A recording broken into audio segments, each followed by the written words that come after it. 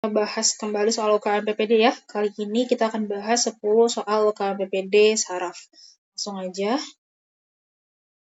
Untuk soal nomor 1, seorang perempuan berusia 65 tahun datang ke IGD diantar keluarganya dengan keluhan tiba-tiba lemah separuh badan sebelah kanan. Keluarga mengatakan pasien tidak dapat berbicara dengan lancar. Pasien memiliki riwayat hipertensi dan diabetes mellitus sejak 7 tahun yang lalu dan rutin berobat. Dari pemeriksaan fisik, didapatkan kesadarannya kompos mentis, GCS-nya 456, tekanan darahnya 160 per 100 mm air raksa, nadi 98 kali per menit, respiration rate 19 kali per menit, dan suhu 36,8 derajat Celcius. Pasien tidak dapat berbicara dengan lancar dan tidak dapat mengulang, tetapi dapat memahami pembicaraan. Dari pemeriksaan neurologis didapatkan raksa menialnya negatif, hemiparese dextra, parese di nervus 7 kanan sentral. Nah, apa yang menyebabkan gangguan berbicara pada pasien? Di sini kuncinya adalah apa yang menyebabkan gangguan berbicara pada pasien. Yaitu berarti gangguannya itu ada di sebelah mana, ya? Yang pilihannya ada kerusakan di plika vokalis, B. gangguan di area Wernicke dan Broca, C. gangguan di area Wernicke, D. gangguan di area Broca, dan E. di gangguan di cerebellum. Teman-teman bisa pause dulu untuk berpikir jawabannya ya. Nah, oke, kita bahas. Jawabannya adalah D. Gangguan di area Broca. Kita ulang lagi, keywordnya adalah pasien perempuan berusia 65 tahun, tiba-tiba lemah separuh badan sebelah kanan. Pasien tidak dapat berbicara dengan lancar, riwayat hipertensi dan diabetes mellitus yang positif. Lalu pada pemeriksaan fisiknya kompos mentis, tekanan darahnya tinggi, lalu nadinya 98 kali per menit, respiration rate-nya 19 kali per menit, dan suhu 36,8. Ya, tadi tekanan darahnya tinggi.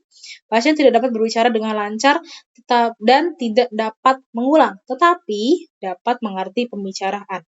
Pemeriksaan neurologisnya rangsang meninggal negatif, hemiparese dextra, parese nervus 7 kanan sentral, dan yang ditanyakan adalah apa yang menyebabkan gangguan berbicara pada pasien. Baik, gangguan berbicara ini adalah kita sebut juga sebagai afasia.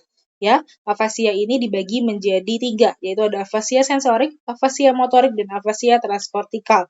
Afasia sensorik adalah seseorang itu bisa bicara dengan lancar, tapi tidak dapat mengerti dan tidak dapat mengulang pembicaraan. Artinya, motorik saja yang bisa. Sedangkan untuk afasia motorik, artinya adalah dia tidak bisa bicara dengan lancar dan tidak dapat mengulang, tetapi dapat mengerti. Artinya, sensorik saja yang bisa. Untuk afasia transkortikal adalah jika di antara keduanya itu masih bisa mengulang. Nah, untuk kemampuan berbicara ini dan memahami pembicaraan itu diatur di alokasi Wernicke dan Broca di otak ya. Ini teman-teman bisa lihat di gambar. Ini ada area Wernicke dan area Broca. Ya. Area Broca sendiri ini mengatur proses berbicara atau motorik, yang mana letaknya ada di lobus frontal, yaitu di Brodmann area 44 dan 45.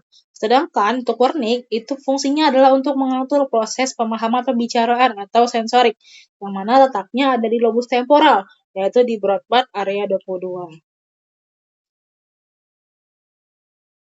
Untuk jawaban lainnya, adalah A, tadi kerusakan di plika vokalis, ini kurang tepat, karena di sini pasien masih bisa mengeluarkan suara.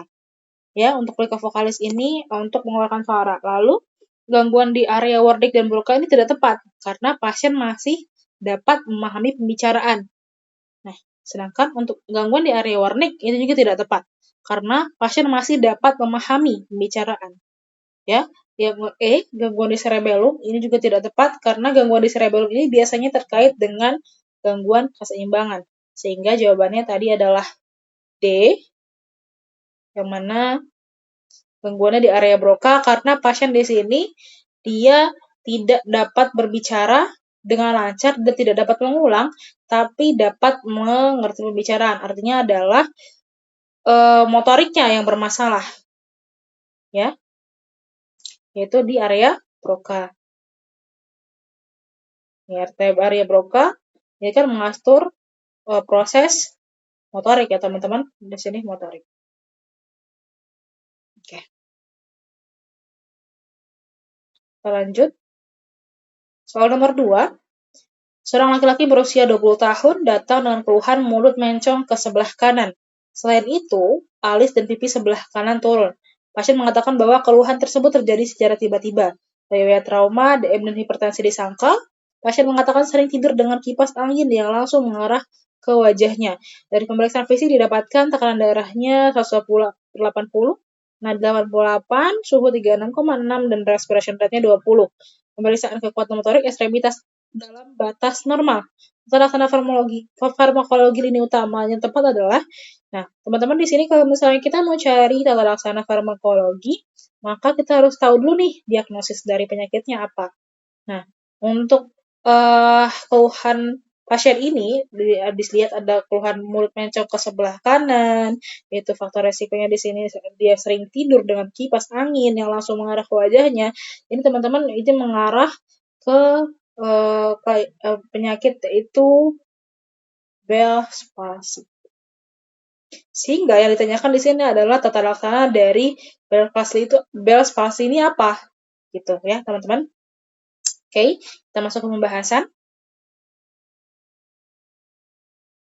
Jawabannya adalah prednisone 1 mg per kilogram berat badan per hari per oral dan tapering off. Oke. Bell's palsy ini apa sih teman-teman? Bell's palsy ini adalah paralisis facialis idiopatik. Jadi kelumpuhan pada nervus facialis ya, yang idiopatik, dia belum diketahui pasti penyebabnya apa, yang merupakan penyebab tersering dari paralisis facialis di unilateral biasanya ya. Nah, biasanya unilateral ini paralisis saraf facial tipe di LMN, lomotoneuron di perifer.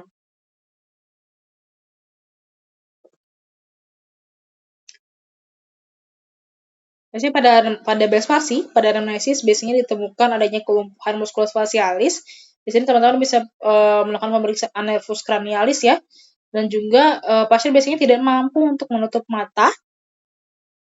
Lalu adanya nyeri tajam pada telinga dan mastoid, adanya perubahan pengecapan, lalu ada hiperakusis, kesemutan pada dagu dan mulut, epipora, nyeri okular, dan penglihatan kabur.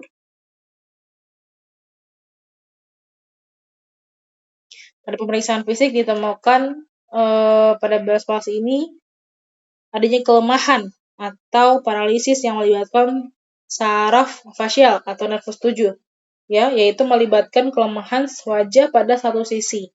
Satu sisi ini dia bagian atas dan bawah.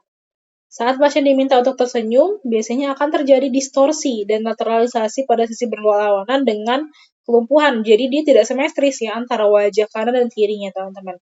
Nah, pada saat pasien diminta untuk mengangkat alis, sisi dahi biasanya akan terlihat datar, dan pasien juga dapat melaporkan adanya peningkatan salivasi atau peningkatan air liur pada sisi yang bagian lumpuh.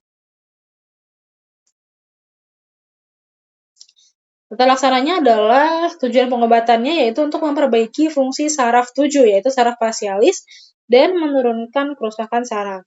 Nah, pengobatan ini dipertimbangkan untuk pasien dalam 1-4 hari onset.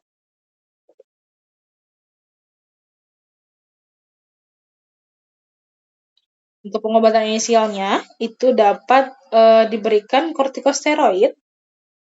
Dalam hal ini bisa diberikan prednisone, yaitu dengan dosis 1 mg per kilogram atau 60 mg per hari selama 6 hari. Diikuti penurunan bertahap, total selama 10 hari. Jadi dia harus di tapering off ya teman-teman. Lalu dapat diberikan juga antiviral, yaitu acyclovir. Itu diberikan dengan dosis 400 mg oral 5 kali sehari selama 10 hari. Nah, jika dicurigai akibat virus varicella zoster, maka dosis tinggi dapat dipertimbangkan, yaitu 800 mg oral 5 kali sehari. Untuk perawatan dan perlindungan mata, itu dapat diberikan lubrikasi okular topikal atau air mata buatan di siang hari ya, untuk mencegah corneal exposure. Jawaban yang lainnya adalah yang tidak tepat. Yang A, itu acyclovir 5 kali 800 mg selama 7 hari. Nah, ini bukan terapi utama ya teman-teman, tadi telah dibahas. Dosis yang tepat adalah 5 kali 400 mg selama 10 hari apabila tidak dicurigai zoster. Karena di soal tadi tidak ada kata-kata dicurigai adanya virus zoster ya teman-teman. Nah, tapi apabila dicurigai penyebabnya adalah zoster, maka dosisnya dapat ditingkatkan menjadi 5 ke 800 mg selama 10 hari. Lalu ada tadi B, fisioterapi. Fisioterapi ini bukan terapi farmakologis. Sedangkan yang ditanyakan adalah terapi farmakologisnya. Fisioterapi adalah terapi non farmakologis. Lalu paracetamol 3 kali 500 mg. Ya, paracetamol di sini dia bisa sebagai antipiretik ya, tapi dia bukan terapi yang tepat untuk belas palsi. Lalu juga carbamazepine ini juga bukan terapi untuk belas palsi ya. Lanjut, untuk soal nomor 3, seorang perempuan berusia 30 tahun, seorang pedagang rujak datang ke klinik dengan keluhan kebas pada jari 1, 2, dan 3 tangan kanan sejak 6 bulan yang lalu, dan dirasakan memberat hingga kini. Keluhan dirasa berkurang ketika pasien mengguncang-guncangkan tangannya, dan mana dari pemeriksaan fisik didapatkan untuk tekanan darahnya 120/80 mm air raksa, nadi 88 kali per menit, suhu 37 derajat Celcius, dan respiration rate-nya 19 kali per menit. Saat pasien memfleksikan pergelangan tangan sebesar 90 derajat, keluhan dirasa semakin bertambah. Nervus yang mengalami kelainan pada kasus ini adalah, yang dikatakan adalah nervus ya teman-teman. Berarti teman-teman di sini harus tahu nervus apakah yang menyebabkan keluhan pada pasien ini gitu. Nah, di sini kata kuncinya adalah di sini kebas pada jari 1, 2, dan 3. Nah, jari 1 dan 3, di gigi 1 dan 3 ini adalah dari jempol, telunjuk, dan juga dari tengah ya teman-teman. Jadi teman-teman harus tahu nih persyarafan nervus mana yang mensarafi dari jari-jari tersebut. Seperti itu. Oke, di sini ada pilihannya, ada nervus ulnaris, nervus radialis, nervus medianus, nervus facialis, dan nervus peroneus. Jadi kita bahas ya. Jawabannya adalah C, nervus medianus. Oke. Tadi dibilang adalah keywordnya nyeri pada jari 1, 2, 3 tangan kanan ya, dan dirasa memberat hingga kini.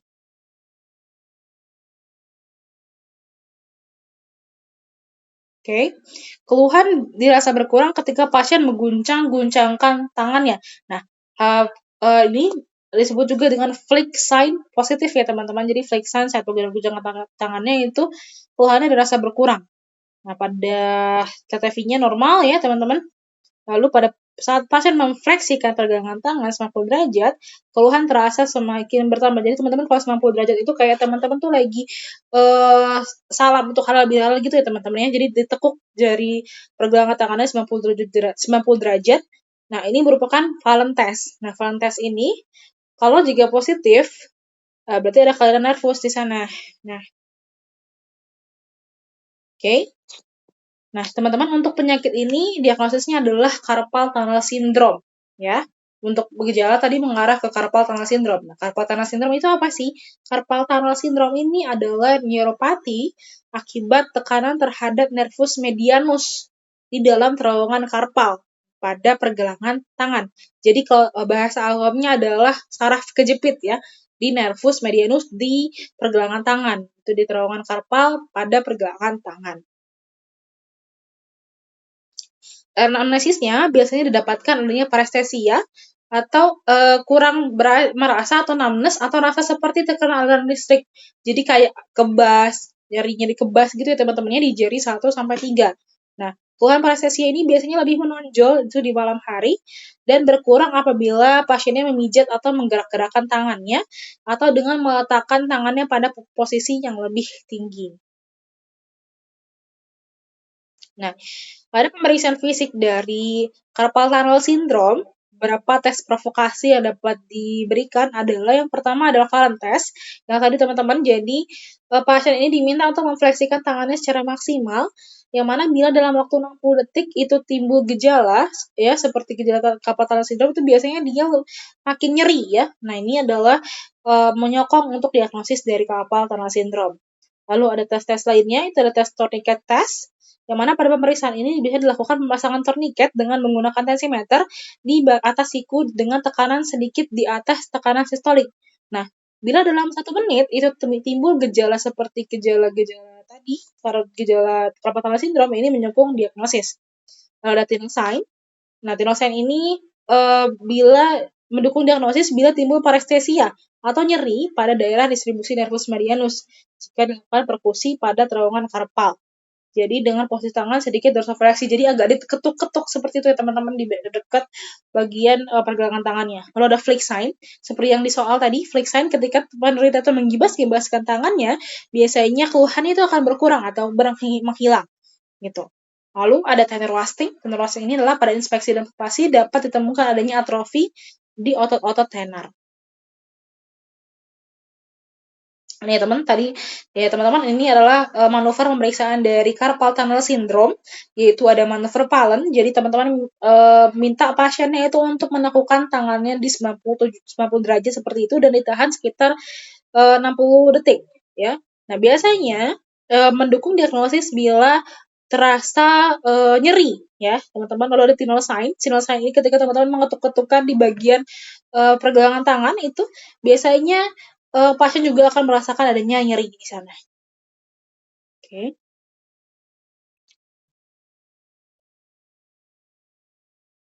Nah, pada pemeriksaan sensibilitas dari carpal tunnel syndrome, bila penderita tidak dapat membedakan dua titik two-point discrimination pada jarak lebih dari 6 mm di daerah nervus medianus, tes dianggap positif dan menyokong diagnosis. Lalu ada juga pemeriksaan fungsi otonom, yaitu pada penderita diperhatikan apakah ada perbedaan keringat, yaitu kulit yang kering atau licin yang terbatas pada daerah inervasi nervus medianus. Nah, bila ada, ini juga mendukung diagnosis dari carpal tunnel syndrome. Untuk tata laksana dari carpal tunnel syndrome, ya, untuk tata laksana konservatifnya itu yang pertama adalah istirahatkan pergelangan tangan. Lalu yang kedua adalah bisa diberikan obat antiinflamasi non steroid ya, AINS. Lalu dapat dilakukan pemasangan bidai pada posisi netral pergelangan tangan atau wrist splint. Bidai dapat dipasang terus-menerus atau hanya pada malam hari selama 2-3 minggu. Ada nerve gliding dan juga dapat diberikan injeksi steroid. Injeksi steroid yang dapat diberikan adalah dexamethasone di 1-4 mg per mililiter atau hidrokortison 10-25 mg atau metilprednisolon 20-40 mg itu diinjeksikan ke dalam terowongan karpal dengan menggunakan jarum nomor 23 atau 25 pada lokasi 1 cm ke arah proksimal. Ya, dari lipat pergelangan tangan di sebelah medial tendon musculus palmaris longus dengan membentuk sudut 30 derajat, sementara 24 suntikan dapat diulang dalam 7-10 hari untuk total 3 atau 4 suntikan. Ya, itu total laksana untuk injeksi steroidnya. Lalu dapat diberikan vitamin B6, peridoksin. Lalu juga dapat diberikan fisioterapi. Nah, untuk operatifnya biasanya operasi pada carpal tunnel syndrome ini hanya dilakukan pada kasus yang tidak mengalami perbaikan dengan terapi konservatif atau bila terjadi gangguan sensorik yang berat atau adanya atrofi dari otot-otot tenar. Jawaban lainnya, yang A, nervus ulnaris ini tidak tepat ya teman-teman, karena lesi pada nervus ulnaris ini dia dapat menyebabkan claw hand. Jadi claw hand ini adalah ketika kayak teman-teman tuh lagi kayak mau mencakar, kayak mau cakar tapi dia tidak bisa balik ke posisi semula. Nah, itu claw hand. Itu biasanya adalah claw hand di nervus ulnaris. Lalu nervus radialis ini juga tidak tepat karena nervus radialis ini biasanya menyebabkan drop hand. Ya, drop hand. Jadi teman-teman bisa searching ya, kalau drop hand ini adalah tangannya itu jadi kayak jatuh, yang dia tidak bisa mempertahankan posisi sebagaimana mestinya gitu. Nah, kalau nervus facialis ini tidak tepat karena nervus facialis ini dia kaitannya dengan penyakit Bell's palsy ya teman-teman. Lalu di nervus peroneus ini juga tidak tepat karena nervus peroneus ini dia menyebabkan drop foot, ya dia di bagian kaki keluhannya. Lalu kita lanjut ke nomor 4. Seorang laki-laki berusia 68 tahun datang ke klinik diantar keluarganya dengan keluhan sering lupa, teman-teman, untuk melakukan kegiatan sehari-hari, seperti makan dan memakai pakaian ya. Keluhan tersebut sudah dialami sejak 5 bulan yang lalu. Pasien memiliki riwayat hipertensi. Sini kita kasih kata kuncinya adalah pasien memiliki riwayat hipertensi sejak 10 tahun yang lalu dan tidak rutin untuk kontrol. Artinya hipertensinya tidak terkontrol ya. Pasien juga memiliki riwayat lumpuh pada lengan dan tungkai kanan 2 tahun yang lalu. Diagnosis yang ditanyakan adalah diagnosis pada pasien ini adalah, teman-teman bisa di-pause dulu untuk berpikir kira-kira jawabannya apa ya. Kita di sini langsung ke pembahasannya. Jawaban adalah demensia vaskular, di mana keywordnya tadi sudah diberikan bahwa laki-laki berusia 68 tahun sering lupa untuk melakukan kegiatan sehari-hari seperti makan dan memakai pakaian. Lalu juga pasien tersebut memiliki riwayat hipertensi sejak 10 tahun yang lalu dan tidak terkontrol. Dan adanya riwayat lumpuh pada lengan dan tungkai kanan 2 tahun yang lalu. Yang ditanya adalah diagnosis pasiennya apa. Jadi demensia, pasien ini mengalami demensia, yang mana demensia, definisi dari demensia adalah sindrom akibat penyakit otak yang bersifat kronik, progresif, ditandai dengan kemunduran fungsi kognitif multiple. Nah, termasuk penurunan fungsi kognitif multiple di sini adalah daya ingat, daya pikir, daya tangkap, kemampuan belajar, orientasi, kalkulasi, visuospasial, bahasa, dan daya nilai. Ya, visuospasial ini artinya adalah kemampuan untuk membedakan wajah ya teman-teman ya, antara wajah satu orang dengan wajah yang lainnya. Kriteria diagnosis dari demensia adalah adanya penurunan kemampuan daya ingat dan daya pikir yang sampai mengganggu kegiatan sehari-hari.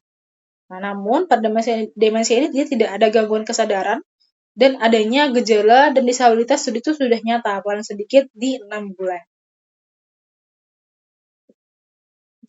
Untuk klasifikasi dari demensia, itu yang pertama ada demensia Alzheimer.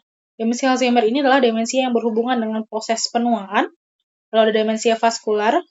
Demensia vaskular ini adalah akibat kelainan vaskular, yakni bisa aterosklerosis, stroke, hipertensi. Lalu juga ada demensia Lewy body. Demensia idiopatik yang progresif, biasanya karena ada gangguan motorik dan halusinasi visual. Dan ada demensia frontotemporal atau peak disease.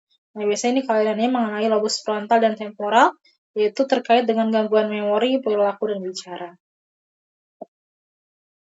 Untuk kriteria demensia ini dapat digunakan dari MMSE, itu untuk mengukur derajat gangguan kognisi berdasarkan scoring, ya teman-teman. Jadi ada scoring, ada kuesionernya gitu untuk demensia, di mana nilai MMSE-nya itu jika ringan itu di 21 sampai 26, sedang itu MMSE-nya 15 sampai 20, sedang keberat itu di 10 sampai 14 dan berat di 0 sampai 9. Untuk tata laksananya adalah dapat diberikan penyekat kolesterase, itu donepezil, rifastitin patch, dan galantamine. Ya, berikut dosisnya bisa teman-teman baca ya. Jawaban lainnya adalah kenapa tadi demensia vaskular. Jika A, itu demensia Alzheimer, ini bukan jawaban yang tepat, karena ada kelainan vaskular. Tadi teman-teman, kita bisa ingat bahwa kata kuncinya pasien tersebut memiliki riwayat hipertensi. Ya. Lalu, peak disease ini dia kelainan kurang tepat karena dia kelainannya itu di frontotemporal. Artinya adalah demensia ditambah gangguan fungsi eksekutif, yaitu ada perubahan kepribadian dan gangguan bahasa. Sedangkan di soal tadi tidak ada. Lalu demensia Lewy bodies, kalau Lewy bodies ini biasanya dia disertai ada gejala Parkinson dan depresi, sedangkan di soal tadi tidak ada. Nah, dan juga yang E itu ada mild demensia, artinya mild demensia tadi sesuai scoring itu di MMSE-nya di 21 sampai 26. Nah, sedangkan pasien masih dapat melakukan kegiatan sehari-hari. Lanjut ke soal nomor 5. Itu seorang laki-laki berusia 42 tahun dibawa ke IGD dengan penurunan kesadaran setelah jatuh dari sepeda motor, sempat pingsan, namun segera sadar dan bangun kembali. Pasien tiba-tiba jatuh pingsan kembali saat beristirahat, artinya dia bangun di antara dua pingsan ya teman-teman. Pada pemeriksaan fisik didapatkan tekanan darahnya 100/70 mm raksa, nadi 90 kali per menit, suhu 36,5 dan respiration rate-nya 20 kali per menit. Didapatkan tanda rasa meninggalnya, kaku kuduknya negatif, dan ditemukan adanya hematom pada temporal dextra dan adanya krepitasi positif. Diagnosis dan hasil CT scan pasien tersebut adalah, teman-teman bisa pause untuk mikir jawabannya ya. Kita langsung ke pembahasannya. Jawabannya adalah B, yaitu epidural hematom atau EDH, dengan lesi perdens berbentuk lentikular.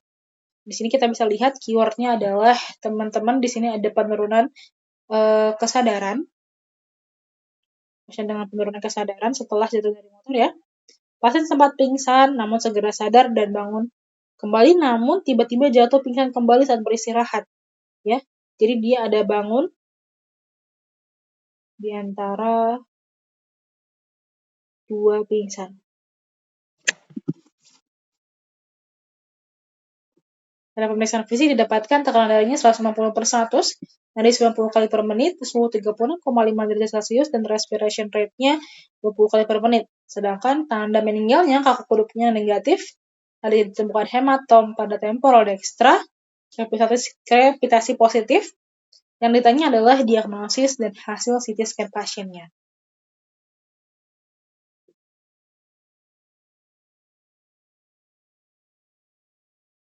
Nah, jadi pasien ini mengalami stroke, teman-teman. Nah, stroke ini apa sih? Stroke ada definisi stroke sendiri adalah defisit neurologis vokal yang terjadi secara mendadak, yang mana berlangsung lebih dari 24 jam dan disebabkan oleh faktor vaskuler. Yang mana stroke ini dibagi menjadi dua, diklasifikasikan menjadi dua, yaitu adalah stroke hemorrhagic dan stroke ischemic.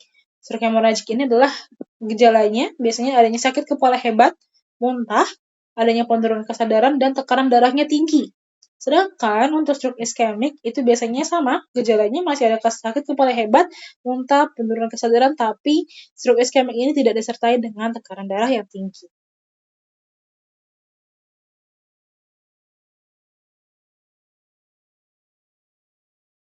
Untuk klasifikasi stroke, nah di sini ada stroke ischemic dan juga stroke hemorrhagic. Nah, untuk stroke ischemic, dia ada transient ischemic attack atau TIA, lalu ada reversible ischemic neurological deficit atau RIND, ada stroke involution, stroke irresolution, dan complete stroke. Sedangkan untuk stroke hemorrhagic biasanya disebabkan karena adanya perdarahan intracerebral dan adanya perdarahan subarachnoid. Ini adalah algoritma Gajah Mada, yaitu algoritma tata laksana penderita stroke akut.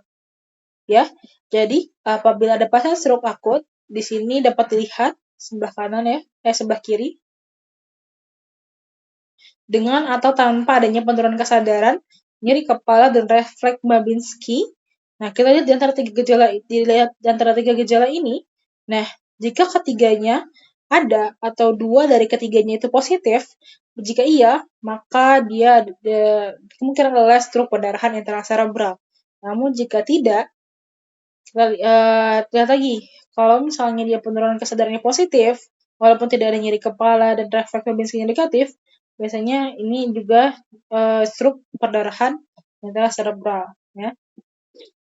Tapi apabila tidak ada penurunan kesadaran atau refleks Babinski negatif, tapi adanya nyeri kepala, ini juga masih masuk ke dalam stroke perdarahan intracerebral.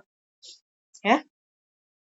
Nah, tapi bila tidak ada penurunan kesadaran, tidak ada nyeri kepala, tapi refleks Babinski-nya positif, maka dia masuk ke dalam stroke ischemic akut atau stroke infarct. Ya. Tapi jika dia tidak ada penurunan kesadaran, nyeri kepala juga tidak ada, dan refleks Babinski juga negatif, nah ini juga kemungkinan bisa karena stroke ischemic akut atau stroke infarct.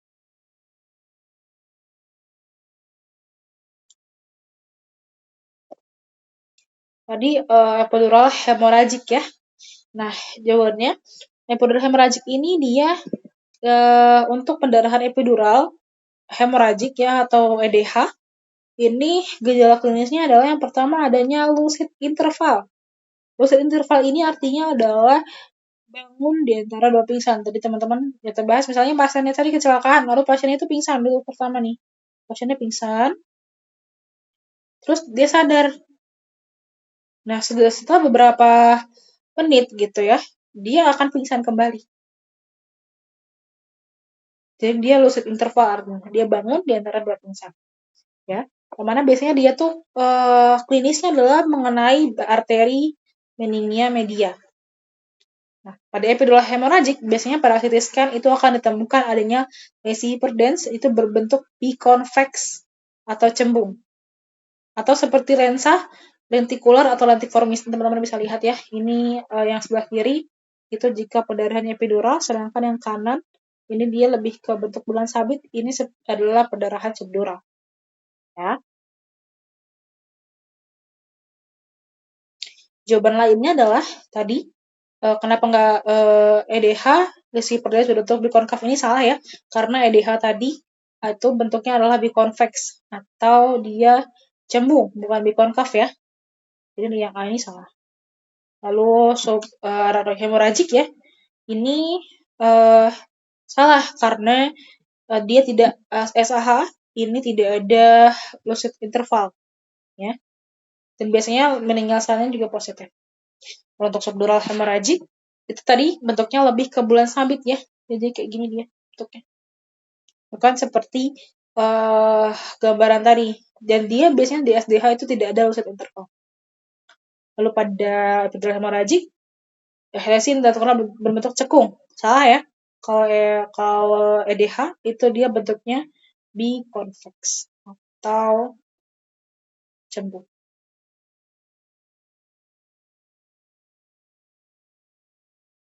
Ya. Oke. Lanjut soal berikutnya. Seorang anak berusia 6 tahun datang dibawa orang tuanya dengan keluhan pandangan sering kosong dan bengong sejak 1 tahun yang lalu. Keluhan tersebut dapat berulang hingga 10 kali sehari selama beberapa detik, timbulnya mendadak kemudian normal kembali. Terkadang keluhan disertai dengan mulut yang tampak mengecap-ngecap. Hal tersebut menurut gurunya membuat prestasi anaknya itu menurun. Riwayat trauma disangkal, pada pemeriksaan fisik didapatkan nadinya 92 kali per menit, respiration rate-nya 19 kali per menit, dan suhu 37 derajat Celcius. Pada pemeriksaan neurologis didapatkan dalam batas normal. Diagnosis pada pasien ini adalah, teman-teman bisa pause untuk mikir jawabannya. Ya, kita di sini langsung ke pembahasannya ya. Jawabannya adalah B. Itu epilepsi umum absence. Jadi keywordnya adalah anak usia 6 tahun, dia sering kosong pandangannya dan bengong sejak 1 tahun yang lalu. Nah, keluhan tersebut dapat berulang hingga 10 kali sehari selama beberapa detik, namun timbulnya mendadak dan kemudian normal kembali. Terkadang disertai dengan keluhan mulut yang tampak mengecap.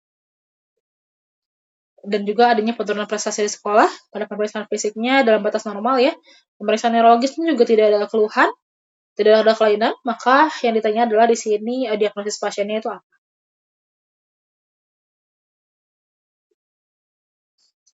Nah, epilepsi sendiri, epilepsi ini apa sih? Nah, epilepsi ini adalah biasanya bangkitan yang mana ditandai berulang ya. Bangkitannya ini, epilepsi ini ditandai oleh bangkitan epilepsi berulang berselang dalam lebih dari 24 jam. Ya biasanya timbul tanpa adanya provokasi. Berbeda kalau misalnya contohnya pada kejang demam, maka biasanya ada provokasi sebelumnya, ada demam terlebih dahulu kayak gitu.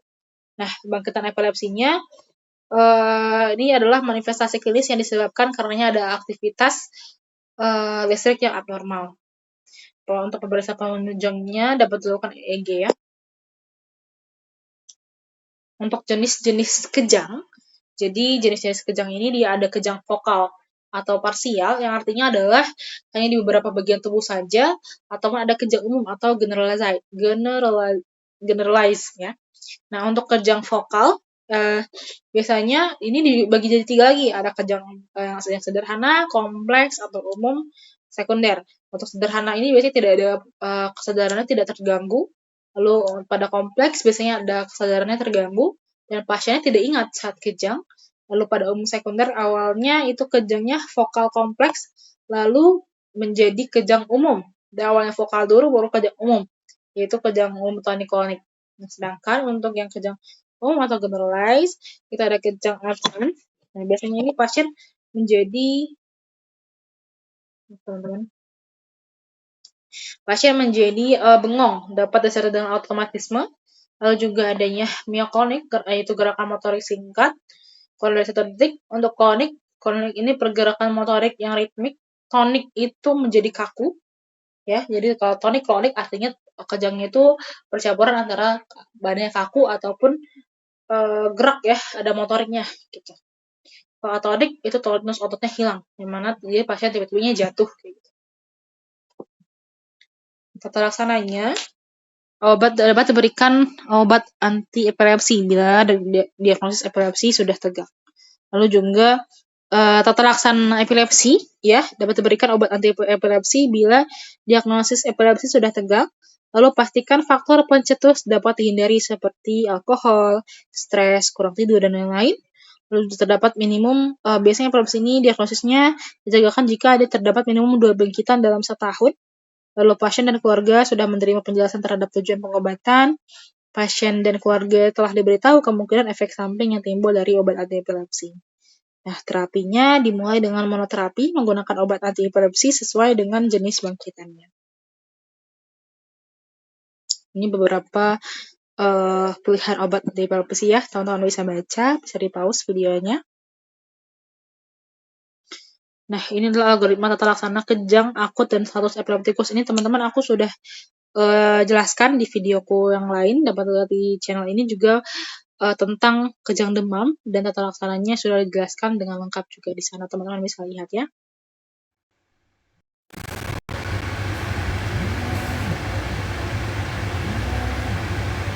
Lalu status epileptikus. Status epileptikus ini apa sih? Nah, status epileptikus ini adalah bangkitan yang berlangsung lebih dari 30 menit atau adanya 2 bangkitan atau lebih, dan di antara bangkitan-bangkitan tadi itu tidak terdapat adanya pemulihan kesadaran.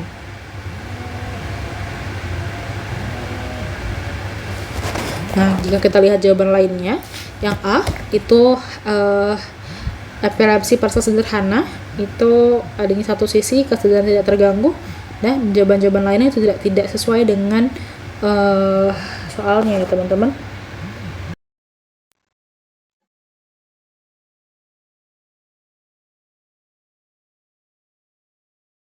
Lalu lanjut ke nomor 7. Itu ada seorang perempuan berusia 30 tahun datang dengan keluhan kelemahan anggota gerak pada lengan dan tungkai yang semakin berat. Nah, kelemahannya dimulai dari tungkai. Pasien mengatakan 3 minggu yang lalu itu mengalami diare. Lalu hasil pemeriksaan fisiknya didapatkan tekanan darahnya 120/70 mm air raksa, nadi 82 kali per menit, suhu 36,8 derajat Celcius, respiration rate-nya 18 kali per menit.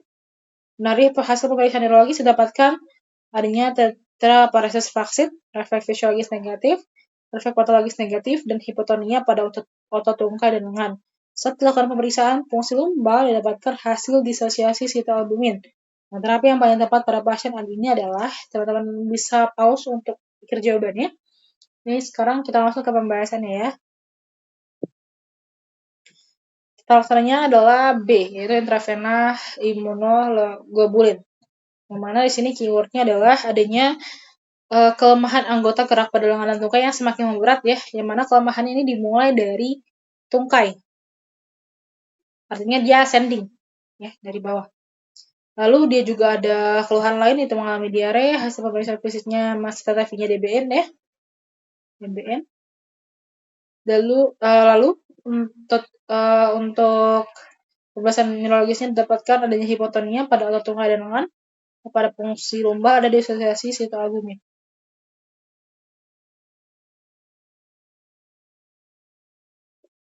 Ini adalah Guillain-Barré syndrome. Teman-teman kalau pernah dengar Guillain-Barré syndrome, definisinya adalah penyakit di mana sistem kekebalan tubuh seseorang itu menyerang sistem saraf tepi dan menyebabkan adanya kelemahan otot. Nah, apabila parah dapat mengakibatkan kelumpuhan bahkan otot-otot pernafasan. Yang mana mekanismenya adalah autoantibody yang memicu demyelinasi, demyelinisasi saraf tepi, yang mana faktor resikonya adalah infeksi ya, akibat infeksi Campylobacter jejuni, yang mana biasanya dapat ditemukan juga adanya diare yang berdarah atau pada Epstein-Barr virus. Nah, dapat ditemukan juga gejala pada pasien itu batuk pilek. Tadi teman-teman kita sudah bahas bahwa pasien tersebut juga mengalami adanya diare ya. Ini kriteria diagnosisnya, teman-teman bisa pause dan baca ya untuk kriteria diagnosis dari penegakan diagnosis Guillain-Barré syndrome. Nah, untuk laksana dari Guillain-Barré syndrome ini dapat diberikan intravenous immunoglobulin yaitu 0,4 gram per kilogram berat badan per hari selama 5 hari, atau plasma exchange digunakan sebagai lini pertama pengobatan. Mana pemberian intravenous immunoglobulin ini dia memiliki efek samping yang lebih sedikit sehingga memang lebih banyak dipilih, ya. Lalu juga dapat diberikan kombinasi metilprednisolon dosis tinggi dan intravenous immunoglobulin ini kombinasinya dapat memiliki manfaat yang singkat. Jawaban yang lainnya, untuk kortikosteroid ini dia bisa diberikan bersamaan dengan intravenous immunoglobulin tapi bukan terapi utama dari Guillain-Barré syndrome. Sehingga salah ya. Untuk infus glukosa 40%, infus glukosa ini bukan terapi Guillain-Barré syndrome, tetapi untuk terapi hipoglikemi ya teman-teman. Di sini kan kata kuncinya glukosa ya, berarti untuk pasien yang memang kekurangan gula, pasien hipoglikemi ya. Antibiotik ini dia bukan terapi Guillain-Barré syndrome tapi untuk infeksi bakteri ya. Lalu juga kemoterapi ini juga bukan terapi Guillain-Barré syndrome tapi melainkan terapi dari keganasan. Lanjut ke nomor berikutnya. Seorang laki-laki berusia 40 tahun datang ke klinik dengan keluhan nyeri pinggang kanan yang menjalar ke tungkai bawah kanan. Nyeri disertai kesemutan hingga mata kaki sebelah dalam dan jari-jari kaki kanan. Nyeri muncul mendadak saat pasien sedang bekerja. Pasien mengatakan bila mengejan maka nyerinya bertambah. Pada pemeriksaan TTV dalam batas normal, pemeriksaan neurologis yang paling tepat dilakukan adalah, teman-teman bisa pause untuk mikir jawabannya. Kita langsung ke pembahasannya ya. Adalah Lasek test ya. Lasek test. Jadi ini ada keyword dari soal tadi ya. Keywordnya adalah di sini kita lihat adalah nyeri pinggang kanan menjalar ke tungkai bawah kanan, lalu juga adanya kesemutan hingga mata kaki sebelah dalam dan jari-jari kanan. Jari-jari kaki kanan. Nyerinya mendadak saat pasien sedang bekerja, dan jika mengejar nyerinya bertambah. Untuk TTV-nya DBN ya. Nah, yang ditanyakan adalah pemeriksaan neurologis apa yang paling tepat. Nah, teman-teman, itu dari pasien tersebut adalah diagnosisnya itu HNP atau hernia nucleus pulposus. Apa sih hernia nucleus pulposus? Jadi definisi dari hernia nucleus pulposus ini adalah keluarnya nucleus pulposus dari diskus melalui robekan annulus fibrosus hingga keluar ke belakang atau dorsal, yang mana menekan medula spinalis atau mengarah ke dorsolateral, menekan radix spinalis. Yang paling sering terjadi di lumbal 4 sampai sakral 1 sehingga menyebabkan adanya gangguan. Gambarnya bisa dilihat ya teman-teman.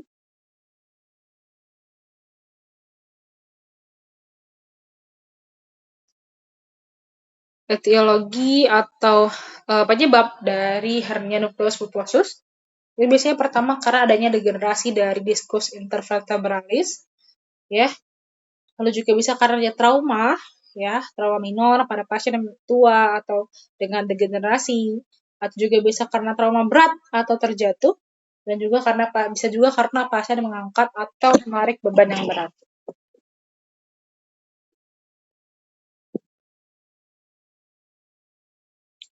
Nah, gejala klinis dari hernia nucleus pulposus ini biasanya yang pertama adalah nyeri punggung bawah, yaitu nyeri daerah bokong, adanya rasa kaku atau tertarik pada punggung bawah, lalu ada nyeri yang menjalar atau seperti rasa kasetrum dan dapat disertai baal, ya.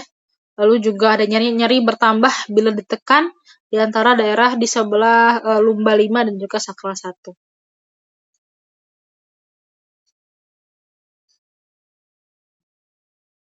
Pada pemeriksaan khusus yang dapat dilakukan adalah tes Lasek ya, atau straight leg raising test. Positif jadi gangguan dapat dilakukan juga ini tes Lasek ini untuk pemeriksaan gangguan sensibilitas pada bagian lateral jari ke-5 dari sakral 1 atau bagian medial dari ibu jari kaki di lumbar 5. Lalu ada gangguan motoris, itu penderita tidak dapat dorsofleksi ya, terutama ibu jari kaki di lumbar 5 atau plantar fleksi di sakral 1. Ada gangguan otonom, itu ada retensi oren, dan juga tes refleks fisiologis. Refleks tendon Achilles itu menurun atau menghilang jika radix antara lumbar 5 sampai sakral 1-nya yang terkena.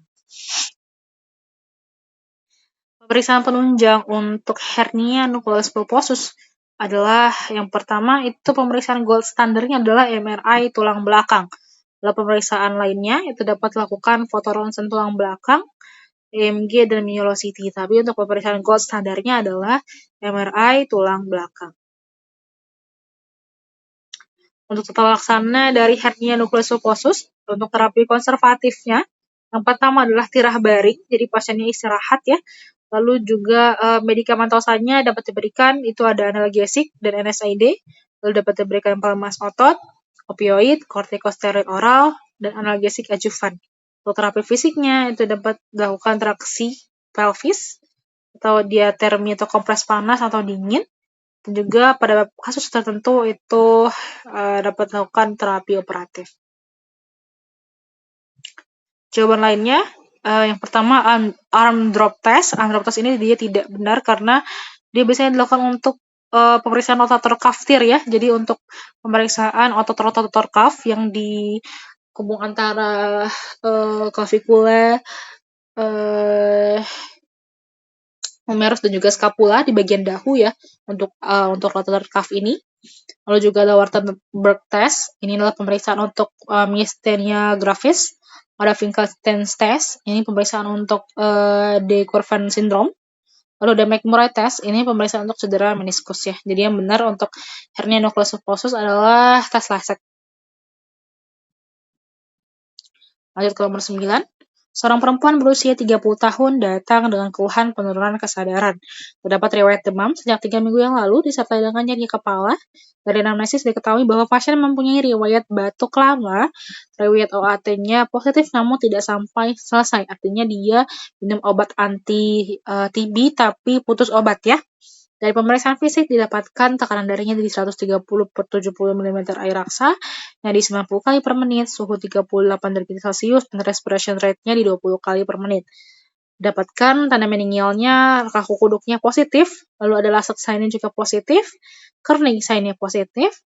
Pada pemeriksaan penunjang didapatkan cairan cerebrospinalnya berwarna agak kekuningan, terdapat informasi peningkatan protein dan glukosa yang rendah. Nah, ditanya adalah diagnosis pasiennya apa? Teman-teman bisa pause terlebih dahulu untuk memikirkan jawabannya ya. Di sini kita langsung ke pembahasannya.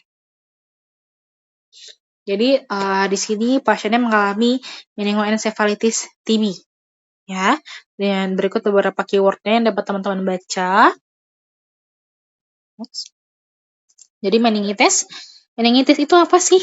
Nah, meningitis ini adalah inflamasi lapisan meninges, artinya adalah peradangan pada lapisan meninges ya, yaitu lapisan meninges adalah membran yang melapisi cerebrum dan medula spinalis akibat dari infeksi berbagai mikroorganisme, termasuk dalam spektrum infeksi sistem saraf pusat ya.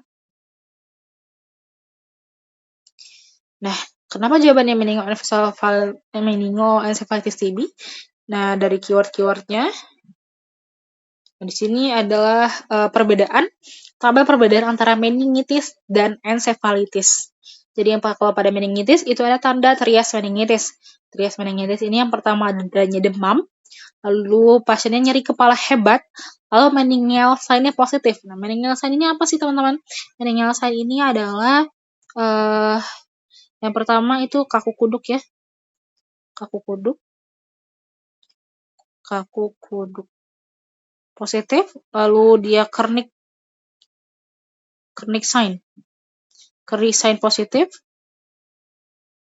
lalu dia ada Brudzinski sign-nya positif. Jadi ada 3 tanda ini ya, kaku kuduk, kernik sign, dan Brudzinski sign-nya positif. Nah, ada tanda meninggal sign-nya positif, tapi pada meningitis ini dia tidak terdapat adanya penurunan kesadaran. Nah, sedangkan pada encephalitis itu terdapat adanya penurunan kesadaran. Lalu juga biasanya gejalanya disertai dengan kejang, dan juga adanya gejala neurologis vokal seperti adanya paresis pada nervus cranialis, aphasia, dan lain-lain.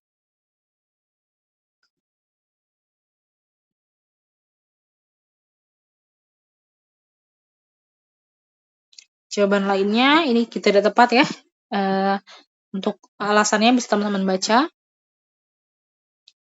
Lanjut ke soal nomor 10.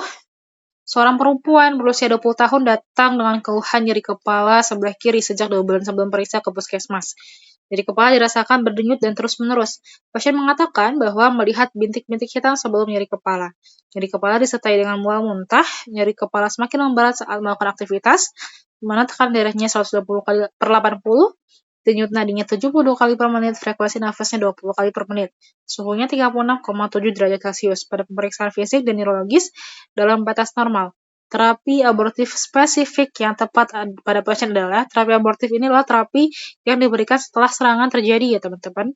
Nah teman-teman bisa pause untuk mikir jawabannya. Ini kita langsung ke pembahasannya ya. Jadi jawabannya adalah ergotamin. Nah, ini adalah bagian nyeri kepala ya. Jadi nyeri kepala ini dibagi menjadi 3. Kita ada primary headache yang dia idiopatik, artinya penyebabnya belum diketahui. Lalu ada nyeri kepala sekunder yang mana etiologi atau penyebabnya diketahui, dan adanya neuralgia kranial. Itu nyeri wajah sentral atau peripheral dan nyeri kepala lainnya. Nah, untuk primary headache ini dibagi menjadi 3, yaitu ada migraine, tension type headache, dan trigeminal autonomic cephalgias atau TAC. Ya, ini masuk ke cluster headache. Ya. Lalu migraine, jawabannya ya tadi. Migraine ini apa sih? Beberapa gejala migrain ini adalah migrain. Ini dia nyeri kepala berulang dengan manifestasi serangan selama 4-72 jam. Biasanya nyeri kepalanya unilateral ya, jadi nyeri kepala sebelah kayak gitu. Nah, rasanya itu berdenyut, intensitasnya itu sedang atau berat, dan bertambah berat dengan aktivitas fisik yang rutin. Diikuti juga dengan adanya nausea atau mual ya, dan juga fotofobia atau fonofobia. Jadi dia lebih sensitif terhadap cahaya ya. Dan biasanya sekurang-kurangnya terjadi 5 kali serangan. Untuk faktor pencetus dari migrain, itu yang pertama dapat biasanya karena menstruasi biasa pada hari pertama ya, atau menstruasi sebelumnya atau perubahan hormonal, lalu juga karena puasa atau terlambat makan, juga bisa karena pencetusnya karena makanan, misalnya karena alkohol, coklat, susu, keju, dan buah-buahan yang mengandung MSG, atau bisa juga karena cahaya kilat atau berkelip, dan juga karena banyak tidur atau kurang tidur, lalu juga bisa karena faktor herediter, faktor psikologis seperti cemas, marah, dan sedih. Jadi emang jawabnya adalah multifaktorial. Untuk tata laksananya, itu tata laksana migrain, terapi abortif, atau terapi yang diberikan setelah serangan terjadi. Itu dapat diberikan terapi abortif non-spesifiknya analgetik, itu obat antiinflamasi non-steroid, dan abortif spesifik, itu dapat diberikan triptan, dihidroglutamin, dan lain sebagainya. Ya. Untuk diazepam ini bukan terapi migrain, phenytoin juga bukan terapi migrain, beta-histin dan carbamazepine juga bukan terapi migrain, ya. Beta-histin ini untuk vertigo ya, diazepam untuk kejang dan lain sebagainya. Oke, mungkin itu aja teman-teman untuk pembahasan 10 pembahasan soal PPD saraf. Untuk pembahasan soal-soal lainnya dan materi kedokteran lainnya, teman-teman bisa subscribe dan juga tonton video-video lainnya. Semoga bermanfaat ya. Terima kasih. Assalamualaikum warahmatullahi wabarakatuh.